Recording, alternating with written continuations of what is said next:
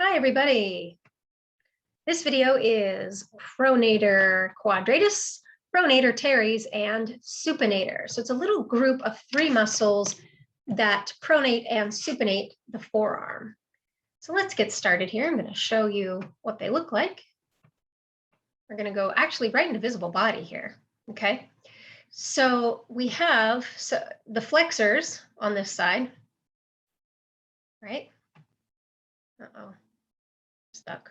There we are. Flexors on the other side. We have Pronator Teres is the one that I highlighted. We have we have Supinator. That's this one. That's kind of a weird muscle. It wraps around the forearm, which is what allows it to supinate, like pull that radius back into parallel with the ulna. It's a strange origin and insertion, but the idea is really that it wraps around the front of the forearm. And then this little guy right here is Pronator Quadratus. Remember, our quadratus muscles are rectangular. Okay. All right. So here we go with Pronator Teres. Pronator Teres is deep to brachioradialis and biceps brachii. It kind of is partially covered here by their tendons. Pronator teres is one of those muscles that's kind of hard to feel except by action.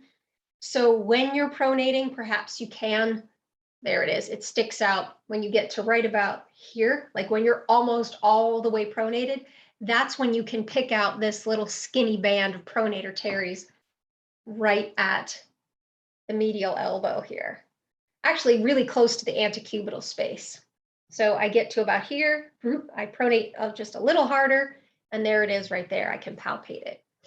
So Pronator teres originates at the common flexor tendon at the medial epicondyle of the humerus. Okay, we know that landmark. And the coronoid process of the ulna. So here and here, you can see the 2 little straps right here and right here. Okay. Then, of course, it crosses the forearm, right? Crosses over to the radius and inserts on the middle of the lateral surface of the radius. So it's not just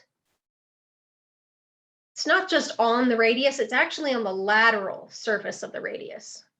So not towards the middle, but towards the lateral aspect, which makes sense if you're trying to bring it over top of the ulna in pronation. Remember, pronation is when the radius crosses over the ulna. So of course, that's the action, right? Pronation of the forearm, obviously, and assist to flex the elbow because it is on the flexor side, right? It's right in here on the flexor side. It crosses the elbow joint. Its main role, obviously, is pronation, but it can assist to flex. Okay, that's Pronator teres. He's a cute little muscle. A very strong pronator, actually. Let's see. Pronator quadratus. Now, Pronator quadratus is one of those muscles that is there, and we're going to learn it, but we're most likely never going to palpate it because Pronator quadratus is deep to all of your flexor tendons in here. It's there, but it's really deep. So in order to feel it, we're going to have to either be really specific or we're going to try to feel it by action, okay?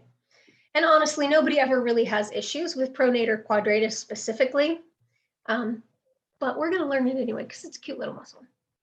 Excuse me. All right. So here's little Pronator quadratus. It's a quadratus muscle, so it looks like a rectangle.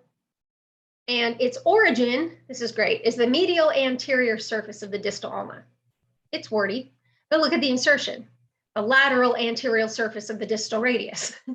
Right, they're saying the origin is here, and the insertion is here. So they're right across from each other, which is kind of fun when you're learning origin and insertion. It's basically just the opposite side, right? Okay, so what does it do? Well, it's in the name, it pronates. Oh, so it's going to help pronate the forearm. Obviously, it does not cross the wrist. Obviously, it does not cross the elbow. So the only thing that it will do is pronate. Okay.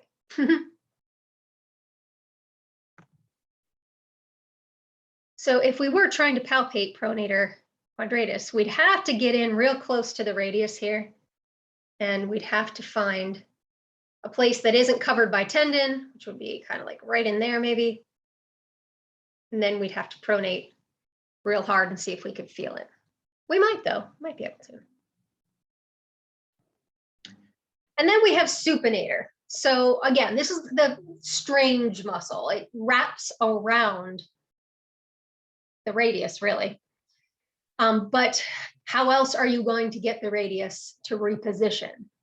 So from pronation, we have to do supination, right? So pronation, supination. So we have to bring this radius back over the ulna and reposition it so that both bones are parallel to one another.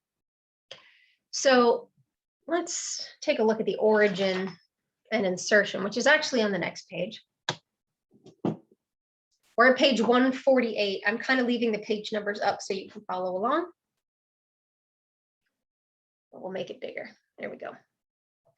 All right, so supinator originates on the lateral epicondyle of the humerus and the radial collateral ligament and the annular ligament and the supinator crest of the ulna. So it has its own bony landmark. Remember, we talked about the supinator crest.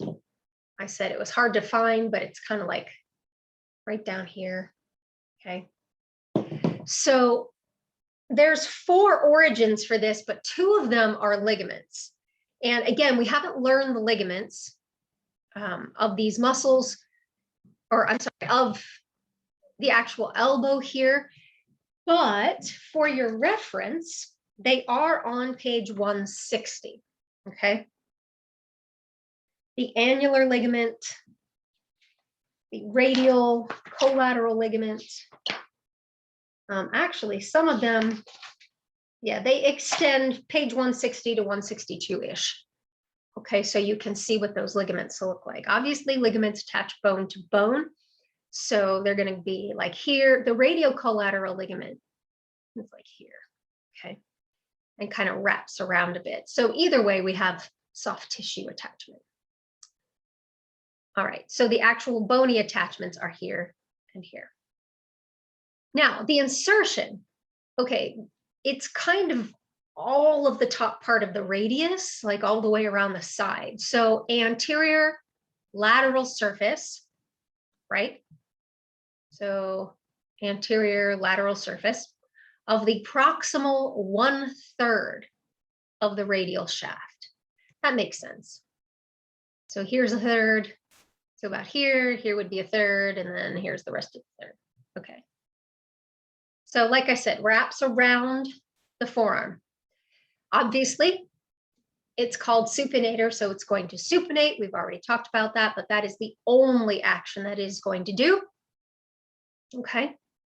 And this is in particular the radio-ulnar joint. So we're not actually talking about the elbow joint. We're talking about the radio-ulnar joint, this one right here, where the radius, actually it's right here. The radius and the ulna come together, okay? So supination takes place at the radio-ulnar joint, and so does pronation. So it's not the elbow. Just want to make that distinction. Let's go back over here. We can see pronator teres again, little pronator teres, and actually we have the ligaments in here. So that right there is the annular ligament. Okay.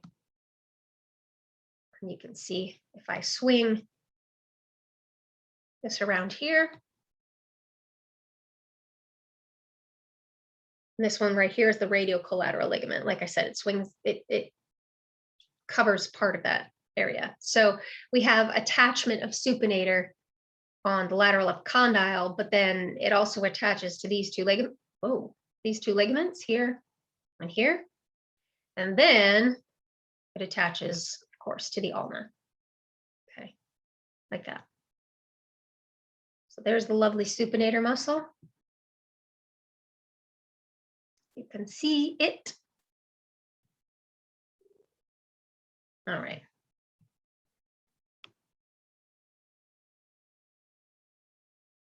Okay, so that is it really for muscles of the forearm.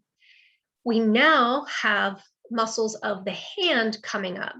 Okay, so we're going to move ahead in our books on the subsequent videos, which really starts around page 149. So we're just going to keep going with muscles of the hand. All right, have a nice day.